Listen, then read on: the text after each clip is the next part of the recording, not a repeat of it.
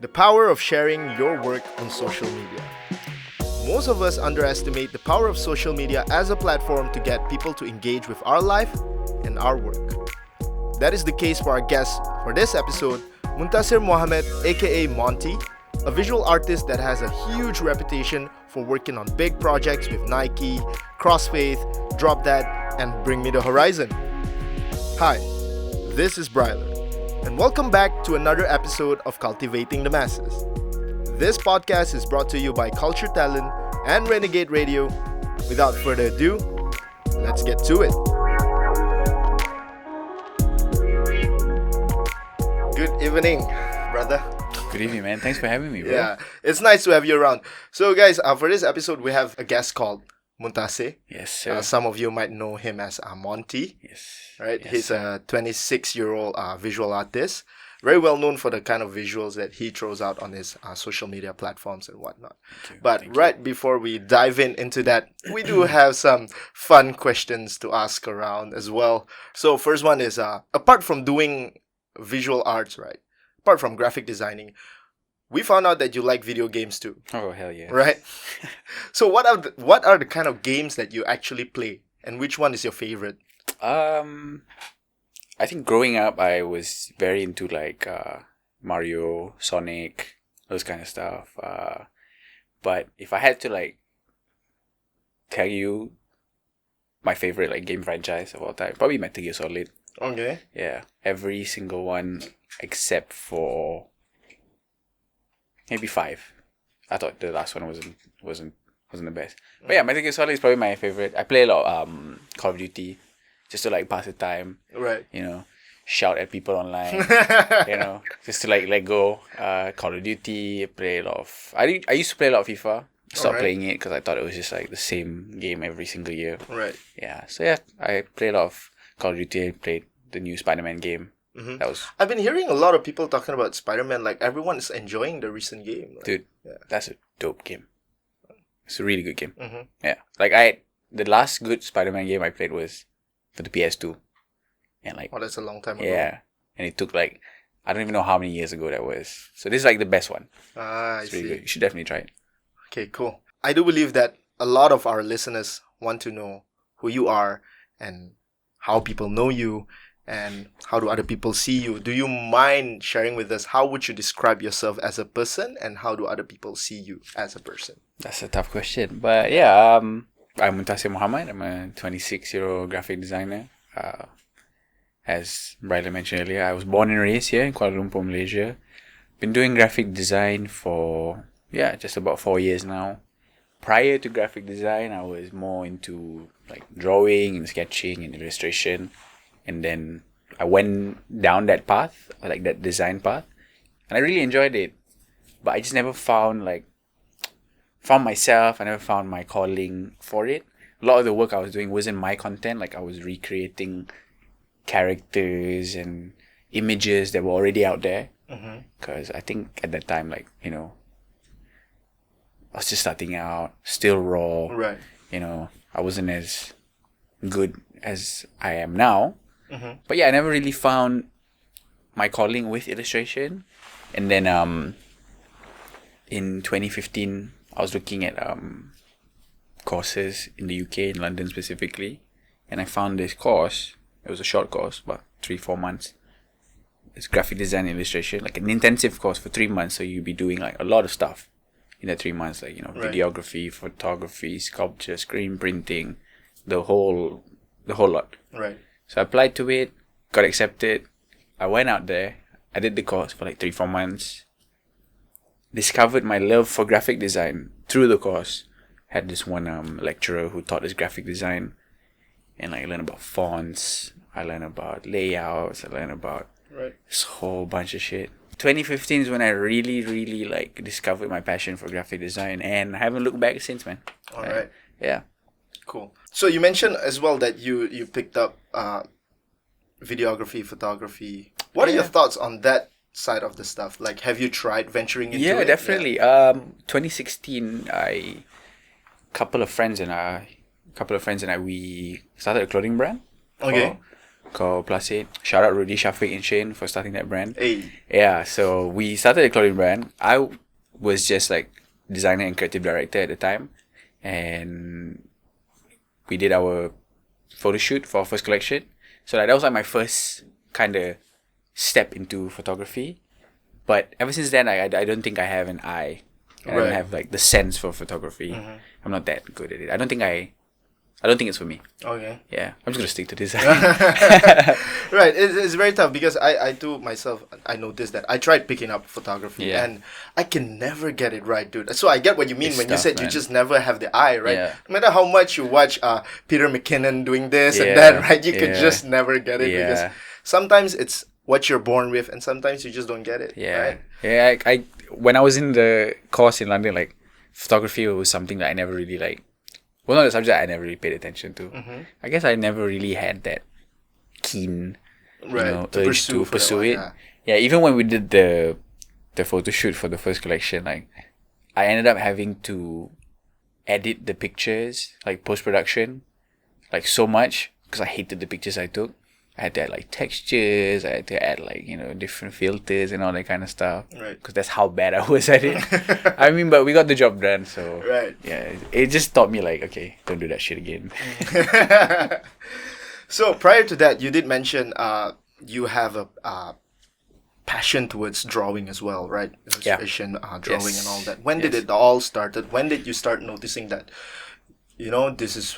I feel like I'm resonating to this. Yeah. So when did that one start? At a very, very young age. I would buy like a lot of like Archie, Sonic, all like those comic books. I would buy Dragon Ball manga. Like Dragon Ball is my favorite anime till today. It's like probably the only anime I even watch.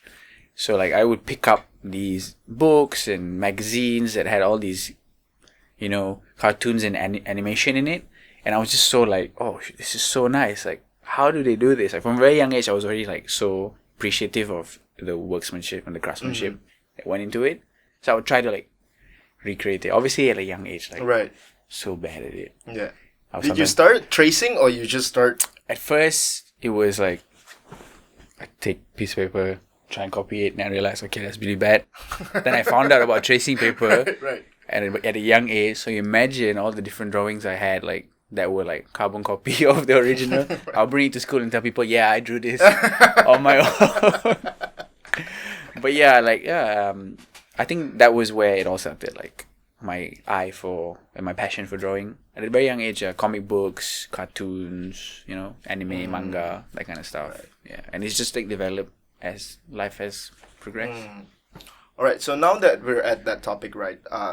Knowing that it started at a very young age. And then you start knowing that that is something that you're wanting to pursue, you want to pursue in, right? So that led you to study in UK 3 to 4 months, pursuing the creative department, basically. So with that being said, right, now that you're a established designer, I would say, right, a freelance designer, correct? Yes, correct. Right. I do have a question about what a designer do and what not, lah. So, but first one I want to ask is that, what's the most common myth about being a designer? What's the most common myth about being a designer? Yeah. I don't know if I've heard about... Okay, maybe it's not a myth. Maybe it's like a misconception. Yep. By like ignorant people. It's just like, oh, you just slap pictures on a... You just slap pictures here and there and then you, like, that's it. Yeah. Probably like, yeah. That's probably like one of the biggest misconceptions. Like, oh, it's easy. It's just... Put a bunch of pictures on the screen, put a bunch of words on the screen, and then you're done. Yeah. That happens to a lot of the people who are involved in like writing or creative, basically, right? Yeah. Creatives department. Yeah. Happens to a lot of them. Designer, they get clients from time to time telling them, hey, I want this design. And then they're like, okay, let's do this design. How about, do you like the look of it now? And then client like, a little bit more here and there. After 3-4 version, you save in your laptop final 12007. Yeah. And then they say, I think the first design. The first one is the best. Yeah, let's just go back to that one. Also, I think another myth is that a lot of people feel like, oh, I've never done anything creative in my life. I never pursued a creative education, and I can't do it. No, I don't think so. Personally, I don't even have a degree. I only went to the short course, which was 3 months, 3 to 4 months. I dropped out of uni here. We're not going to name that uni because it was so bad. Right. I dropped out of the uni. Understandable. I dropped out of the uni. So yeah, I just have a certificate from this university in London saying that I completed an intensive 3-month course, and everything else I did was self-taught. And like, I don't think you need to have it in your soul or you need to be born with it. Like if you really want to do it, you want to pursue it, you put the time into it, you can achieve it, man. Right. And I think like I'm a testament for that. Like I put a lot of time into it. Like I knew nothing about all this before I started. But with time, with dedication, with practice is important. Very important. It's key, yeah. I think you can achieve anything you want. It doesn't have to be in design. It could be in all facets of life. Right. Yeah. So when you say put in the time, right? Like a lot of people some people are pretty straightforward with that, or put a lot of time. How many? How much time specifically do you put? Yeah. Like do you actually do it from day in, day out, or? Yeah, I mean, well, to say that I don't do it anymore is a lie, but I would spend like hours, like till, like some days even like all-nighters, just trying different stuff out, practicing, working on personal projects, working on this artwork, trying to do this, trying to do that. Like, I would spend like half the day working on my craft. And I think that really helped, with my development now. Yeah. I mean, obviously, a lot of people I at the time when I was, coming up and practicing and mastering my craft, like I had a lot of time. I was unemployed. Right. I was in the university, so I had that time, to do all of these things. And a lot of people are not fortunate enough or blessed enough to have that. Everybody has, responsibilities and stuff like that. But, we can manage our time and we can put in the work no matter what's going on in our lives and stuff like that. So I don't think like it's not achievable. Right. Yeah. Yeah, I also do believe that there's this misconception about anyone who's in the creative department is that anyone who wants to pursue to be honest, right? They come in and they said, "Hey, I want to be a graphic designer, but first I need to learn," right? Yeah. For me, I always seen it because I've worked with creative people. Basically, we are from an agency, right? So we get to see what's the creative process are like. But one thing that I noticed is that most of them actually learn as they do. Yeah, it's not that they learn first and then they do, right? Yeah. So I guess that's it goes back to what you said. Like sometimes you pull an all-nighters. It's not because you already know what to do, but it's more of like you're staying all night trying to figure out how to do it, exactly. Right? So the learning for me is always gonna be like something that is constantly going and going and going. Yeah. I like to add something. I'm not trying to condone people doing all-nighters because it's very bad for your health. Yep. And in the long run, it's affected me. So try not to do that. Do you think you can share with that what do you mean by that, like in detail? Yeah. I mean, like you're staying up all night. You're just sitting down. You're losing sleep. Your brain is fried. At the end of the day, like when you're done, it's like 9 o'clock in the morning. You're like, oh crap!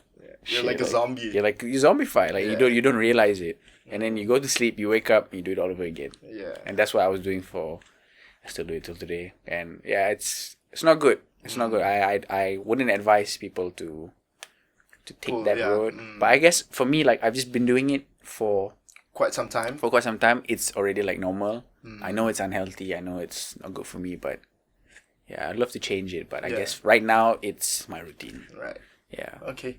Let's dive inside the fundamentals of it, right? Of graphic design, basically. I want to know what's one of the elements that you appreciate the most about designing?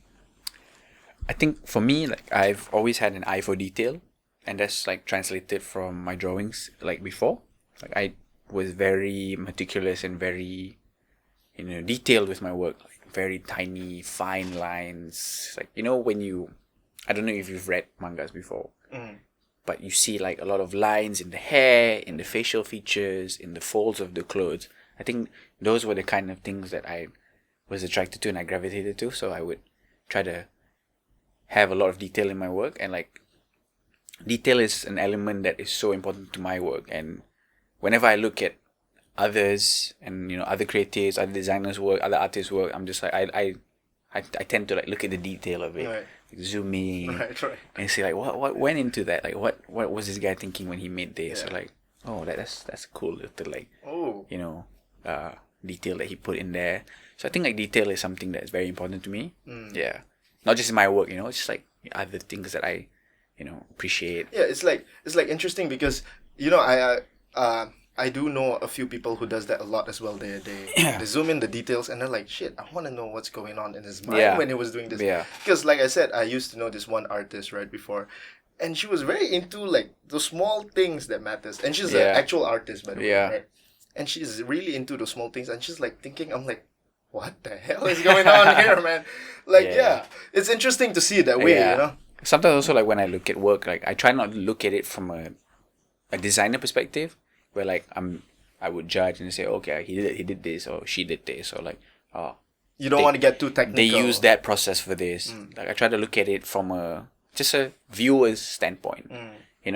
It's refreshing because like all the time like I'm looking at things from a certain perspective, like a design perspective, or but when you like take a step back, look at it just from like I would say a human perspective, you learn to appreciate things more. Yeah. It's interesting. Knowing that you've been through that journey of becoming a designer yourself, right? Maybe some of our listeners actually want to be a designer on their own, right? What would be the advice that you could give to someone who wants to start right here, right now as a designer? Yeah. I think for me, like, I'm going to try to explain this from my circumstances, Right. whereas I never studied, I never did like the fundamentals of design at a proper university. I never got my degree and that kind of stuff. So I probably want to explain it from my circumstance first. So what I did was, I mean, besides the fact that I was super, super interested in design and art, like I think a lot of practice, a lot of experimentation, a lot of, time put in to trying to hone your craft. So like a lot of things I used to do was I would recreate things like, I didn't like that album cover. You know what? Let me try and redesign it, or recreate it. Fine-tuning it. Yeah. And that's, I guess, how that was like kind of like the early days of my graphic design career. Like I would do a lot of stuff like that. Recreate a magazine, recreate an album cover, my favorite musician, blah, blah, blah. I would do all that kind of stuff. I would post on social media and, people would like, it would get attention and people would see it, But yeah, I think most importantly is a lot of practice, a lot of research, studying, just experimentation, trying out new things, seeing if, like, first of all, like, I think you gotta, like, put in the hours and realize, like, do you really want to do this? And, I think when you do really want to do it, like, you'll know that feeling. Like, I can't explain it. Like, I get what you mean. Yeah, you just know. want to stay there and like, you know what? Despite having all these things that I'm going through right now, I still want to do this. Which is, yeah, and it's also like I know it's easy for people to get discouraged by other people's work, like especially for designers just starting out and stuff like that. Like they open up social media or whatever platform they're on, and they see another designer's work or someone who's been in the game or been in the industry like longer than they have, and it's easy to be discouraged and to feel bad. And like we're all human. It's normal. It's normal to feel down. It's normal to feel like like I'm not good enough yet. But don't let that feeling like bring you down to the point where you just like give up. Like use that as a platform to be better. It's like, you know what, I want to be like that. I want to be better than that. I'm gonna hone my craft to the point where like I can make whatever he or she made. You know what I mean? Like, and that was a catalyst for my design career as well. Like I looked up to so many great designers and artists growing up. It's like I always want to be like them. I want to produce work that is so awe-inspiring and so like magnificent and amazing. I'm gonna work the hardest. I'm gonna do my best to reach that level. Right. Yeah. Yeah, I guess that's also an important part of starting out is to actually, instead of looking at other designers' work as a thing to degrade your work, you should actually find it as a thing that could help you leverage your game, right? And that's what I've learned from one of my creative friend, actually. His name is Farul, right? He's in the photography department, and he told me that on his Instagram, he actually follow a lot of people who are photographers, and that became like he wants to get there, right? Yeah. So it's always important to keep looking at where you want to get, because there'll be a reminder of, you know what? Yeah. Let's get there. Yeah. Exactly. It sounds cliche, but it's actually, Yeah. I know that a lot of people like are easily discouraged, but you know, I think you have to find it in you to not let that feeling overwhelm you. Yep. Yeah, just keep doing you. Don't worry about what other people think of you. Other people think of your work. You know, just do you. Create the best work. Try to be the best version of yourself. Yeah. And I think it's very important. Like I just said, don't worry about what people think of your work. Yeah. Like I always tell younger designers, or like designers who are like just coming up, like don't be afraid to post your work. Like why like they work on so many things, but then they're scared to post it. They're scared to be judged. Yep. They're scared what people might think. I'm just like, no, screw what these people say. Yeah. Man. Like just do it. Like, Yeah, you know what's funny though, like, because I noticed, I myself, I noticed that if you just start posting it, right, the noise won't be there anymore, right? You're just so focused in doing what you do. Yeah. The sounds that are coming from the external side of your life is not gonna be there anymore. Like you're so focused into it, right? Yeah. So I would say give less fuck to Exactly. the judgment, right? Yeah. Don't give a fuck, basically. Yeah, basically you don't give a fuck at all. Yeah, just do it. Also, knowing that you're a freelance designer, right? To get there, I do believe you do have your own challenges and setbacks that you need to go through. Yeah, right? of course. I also want to dive into what are the kind of support that you have been getting along the way. Okay. Obviously, being a freelance designer, like, you know, so many obstacles, so many hardships you have to go through. Especially for me, like early on when I started off, like I'm not gonna lie, there were a lot of times where I was very discouraged at the idea of being a freelance graphic designer. I'm just like, can I really sustain a life like this? You know, like where do I see myself in like 5 years or 10 years, like doing this? Like, is it really a feasible option for my career? But as I kept pushing and kept going and the work started to come in, I realized, okay, this actually might be something that, you know, can work out. And eventually in the long run, like it worked out. And, you know, I'm very blessed for all the opportunities that I've been given and all the projects I've worked on and all the people I've worked with and met along the way. Like, I think that really helped with me, you know, continuing down this road. Because if I had a different path early on, I think maybe I would have given up. I would have just pursued like a 9 to 5 or something. Yeah. But in terms of support, I would say like a lot of the support I've got are from, you know, friends, my creative friends, my family. Like when I was in the UK, after I finished my studies, I went back and I was there for like a total of like 2.5 years, 3 years. Like I had met a lot of people there and like amazing people, you know, like, and they really put me on to other creatives and other people in the industry. Right. And things just fell in place, man. Like I met, you know, this person who knew this person at this company. It's just a domino effect, you know? Right. You know, just meeting people and being able to work with this company, being able to work with this individual, being able to work with that musician or that corporation, you know, like, you know, it was a mix of things. But yeah, I think for support, it has to be my family and friends, like everyone that's, you know, chipped into my career in the smallest or the biggest of manners, you know, putting me onto a client or like, you know, just like reposting my work. So yeah, I'm really appreciative of, you know, these kind of people in my life. When you first started, what is that one thing that you wish you would have known that will help you ease out your process along the way? Ah, man. Is it getting a mentor? Yeah. Anything really. Is it getting yourself a better laptop if you might want to go to that extent? No, I think that's just another misconception about design. Right? The fact that you need the best device or, you know, computer to make good work. No, not really. I mean, not at all. Like, I used to use like a bust up 2011 MacBook Pro till like August last year. I created some. Yeah, dude. From 2011, can you imagine that? Dude. And I did some of my best work and my most and some of the biggest projects I've ever worked on was on that bust up laptop. Is it still around? It's still around, yeah. I still use it. I still shit. keep a lot of my files in it, Like there was so many times you have no idea. I want to kick it or like throw it out of the window, I stay patient with it.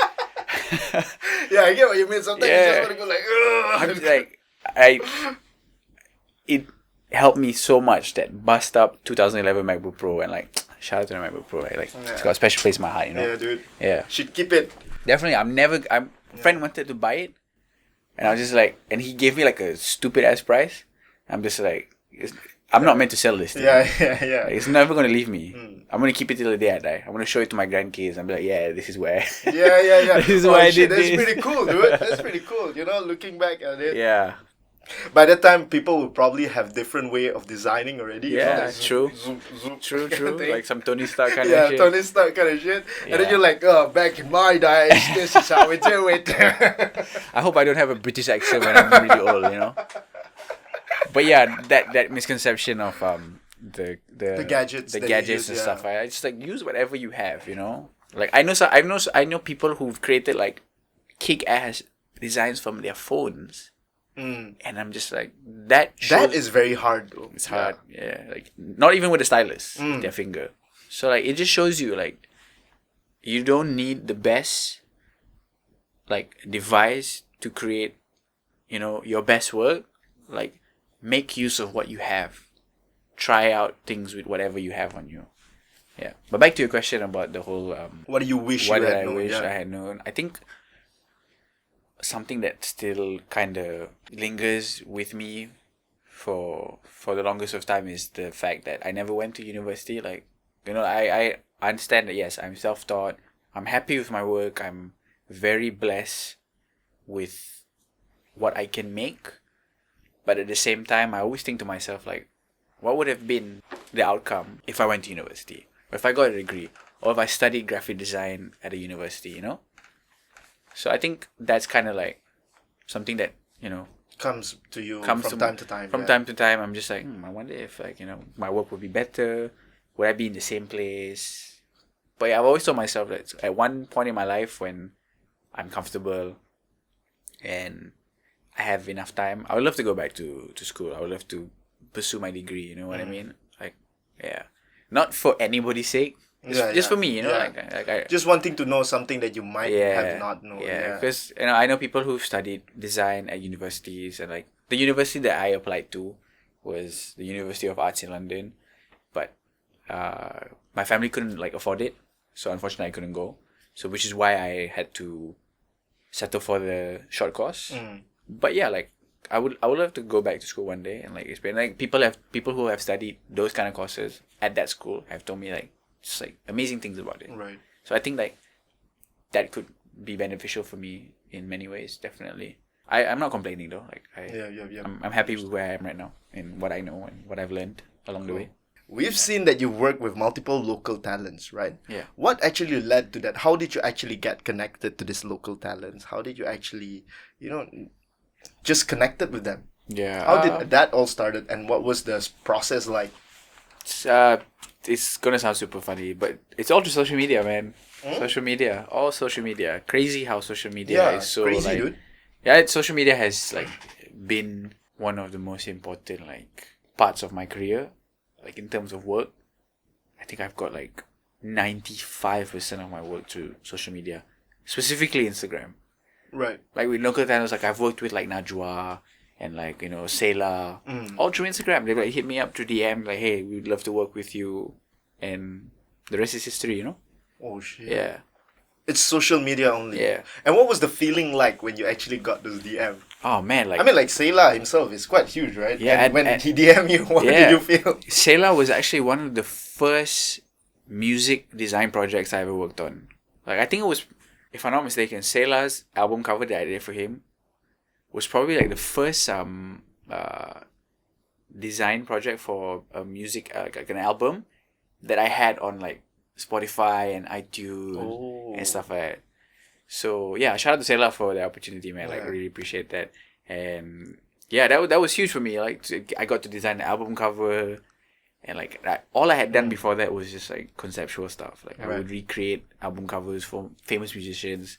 Oh, nice. Yeah, but obviously they were just for fun. Yeah. But then for someone to actually want me to design the album cover, it was a trip. Like I'm not gonna lie, I was just like, oh shit, like this guy actually wants me to do work. Yeah. For him, yeah. The time has come. Yeah, the time has come. Like all that. I have been summoned. Like, can I do this or not? And but yeah, eventually, at the end of the day, like he really loved the work. Like we both like enjoyed working with each other, and yeah, I thought that was like a really, really like amazing experience for me, considering my first like big music design project. Yeah, very grateful for that. Right. Yeah. So from that point onward, everything just started snowballing. Yeah, pretty much, man.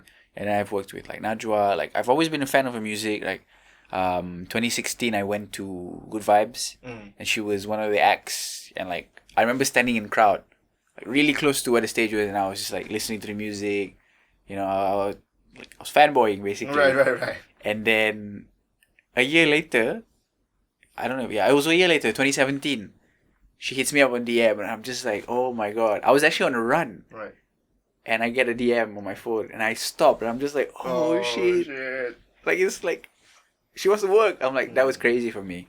And like I helped design. Like she recently like rebranded herself. She's not like she used to go by her full name, so now it's just Najwa, like NJWA. It's 4 letters. So I helped design her new logo, her new kind of like look, her new direction. Helped design merchandise, and then recently after that, I helped with her tour posters. She did a tour here. She did a tour of Japan. And then most recently I just did her latest single. Yeah, it's been really fun. Oh, you guys are still working together? Yeah, we're still working together, and I hope we can work together. In the future. In the future, in the long term. But yeah, it's been really fun, like working with local creatives, and like I've only had like good experiences. Yeah.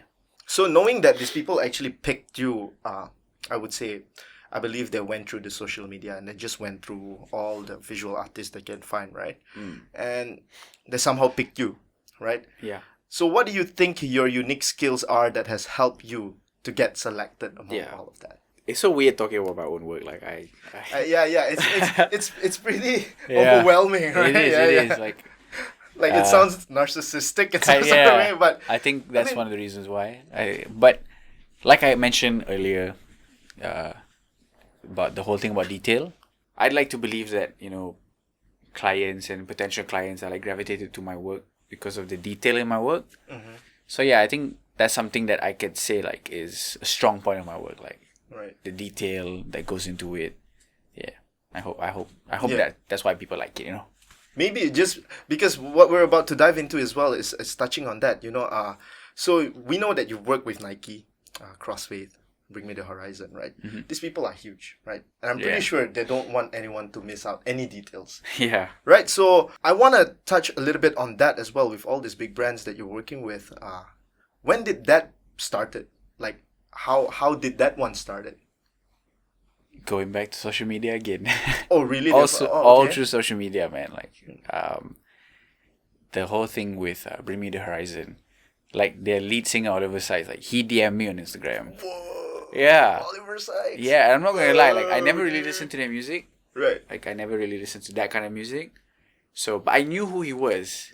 But at the time, I was like, this guy sounds familiar. But he had a blue check. Oh, damn. So I texted my friends in the group chat. I'm just like, yo, who is this guy? He sounds familiar. And everybody started to freak out. They were like, yo, dude, that's Oliver Sykes, Bring Me the Horizon, Oliver Sykes. I was like, oh shit, okay, cool. And then, he really liked my work. He DM'd me personally, which I thought was really cool, like. Right. He's the lead singer of a pretty huge band. Huge band, dude, like cult following. Yeah. And then he's got the clothing brand, Drop Dead. That's got a cult following as well. Like, it's huge. Like, you would think that, maybe a representative or like a manager or someone from the band or the brand would hit me up. But he hit me up himself, and like I thought that was really like, that was heartwarming. For him to personally reach out and tell me that he loved my work and he'd like to work with me. So I worked with him. I helped design a collection for Drop Dead, and I did some visuals for their store in London. Yeah, so far only one of the designs has been released, but yeah, it was such a cool experience. Like it was amazing. He was very open. He was so open to the idea of me just like doing my own thing, no theme, no like. He lets you explore. Yeah, we've got a brief for you. We want you to execute it this way. He's just like, dude, do your thing. When you're ready, just show me what you got. And like, I sent the first draft out, and he was like, yo, this is fire. Like, let's do it. Yeah. So yeah, the rest Oliver Sykes, dude. I mean, you have no idea how many people wants him to DM them, right? Dude, I've had conversations with people who are like fans of Oliver Sykes, like Adam and other friends of mine who listen to his music, and they were tripping out, and I'm just there like, yeah, I never knew who they were. I couldn't celebrate, and I couldn't join in on that conversation with them. Yeah. But yeah, just to see the joy in people's faces when I told them I worked with them, and it's just like you just realize how big of a guy this, how much happiness and good times he's brought to people's lives through his music and through his his art. So just like that meant a lot to me. It's quite an honor, lah. Yeah, it was a huge honor, man. Yeah. It was a huge honor. So speaking of that, now that you've worked with huge brands, you've worked with small brands, it doesn't matter, right? Yeah. But I do want to know, out of all these projects that you have done, out of all this work that you have done, what is the toughest challenge that you have actually been through? One of the toughest challenges working with, a big brand, small brand, doesn't matter. The clients themselves. Right. The clients themselves, like, some of them can be very, a pain in the ass. He said it. Yeah. I mean, I understand. Yeah, pretty much. Yeah. Some of them could be a pain in my ass. Some of them are like really, really open and really, really like, stimulating. When I work with them, they're very helpful. They know what they want. They're open to me, trying things out, even if it may not relate to what they kind of want. Some is just like, okay, this is what we want. Make it exactly like that. Right. Don't do anything else. And I'm not complaining. These are all like opportunities for me. Yes, of and course. It's all a learning process. But yeah, I think the toughest challenge would be probably like handling these different like characters. Like sometimes I work with the owner. Sometimes I work with like the creative director of a different brand. Sometimes I work with it could be a musician. Yeah, and all of them have very interesting like characters. They all fit in that spectrum. Like some are good, some are bad, some are like perfect, some are just like, alright, that's chill. Yeah, I guess at the end of the day, as a creative, right, I think it's always important to also be adaptable to how your client works. Yeah, for sure. Because you can't expect them to deal in a way where everyone behaves in the same tone and manner, right? I mean, if you go into with that kind of mentality, you're just setting yourself up for failure. To think that everybody is gonna have the same kind of like mentality, the same kind of like outlook or ethics or work ethics, for the matter of fact. So you just like you said, just adapt to it. Right. Be patient. There's a lot of times where like I've wanted to say something to a client, but I'm just like, you gotta be patient. Yep. You have to be patient. You have to be, calm. Yeah. Yeah. All right. Just before we wrap up, right? We do have 2 more questions to go with. Yeah. Right. Just gonna be a very quick one. Many people believe that handling multiple projects can be very overwhelming, very stressful. Yeah. Right. And there's just too much to handle. Yeah. What would be your advice to those who felt that way, and what would be the most convenient way for them to deal with that? Yeah, as a freelance graphic designer, like it's easy to get caught up in the idea of I don't have a 9 to 5, I don't have a routine, I can do it whenever I want to do it. That would be your downfall. Like I learned that the hard way. Like I can just wake up whenever I want to wake up. I can start on work whenever I want to start on work. Usually that ends badly. So I think a lot of time management, discipline, being honest with your schedule, being honest with the way you work, like don't overwork yourself, which is something that I've I always do. But try not to overwork yourself. Try to manage your time in a way like, okay, today set goals. Like, I want to be able to like finish this. I want to be able to send this out to my client like by the end of the evening. But be honest with yourself. Like, don't try to fit everything into one thing or a day, right? And then you just end up feeling overwhelmed, and then you just lose it. You're just like, oh shit, I can't do this shit, man. Like, right? But I think you just be honest with yourself. Have good time management. Be disciplined. Don't let the idea of being a freelancer where you can do whatever you want or like do it whenever you want like get to you.